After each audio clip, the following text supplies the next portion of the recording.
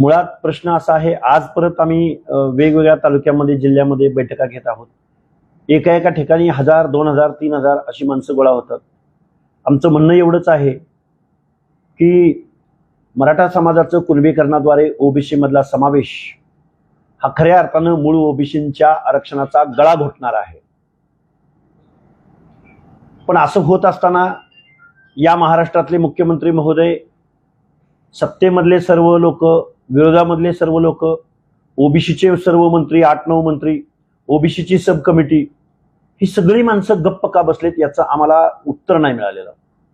आम्ही आजपर्यंत मनोज जरांगेंनी आंदोलन करायचं, आम्ही प्रति आंदोलन करायचं, मनोज जरांगेंनी बाईट द्यायची, आम्ही बाईट द्यायची, मनोज जरांगेंनी ओबीसीच्या माणसांना टार्गेट करायचं, आम्ही त्यांना टार्गेट करायचं.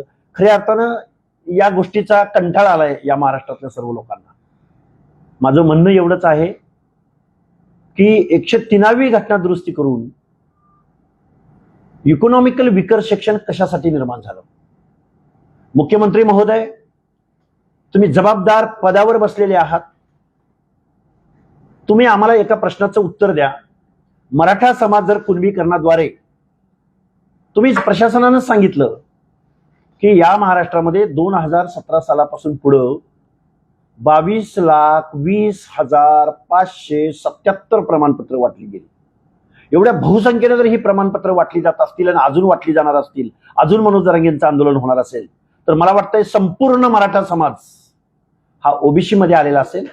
मग त्या ओबीसी मधल्या मूळ ओबीसींचं भटक्या विमुक्त जाती जमातीचं काय, जो सामाजिक मागास आहे, ज्याला त्याच्या जातीमध्ये जन्म घेण्यावरनं त्याच्यावरती आजपर्यंत टीका झाली. मग 103वी घटना दुरुस्ती, मनोज जरांगेंची मागणी आहे, आमची पोरं गरीब झाली, आमची पोरं गरीब झाली, आमची पोरं रस्त्यावर आली, शिक्षण आणि नोकऱ्याचं मला बघायचं आहे, शिक्षण आणि नोकऱ्याचं मला बघायचं आहे.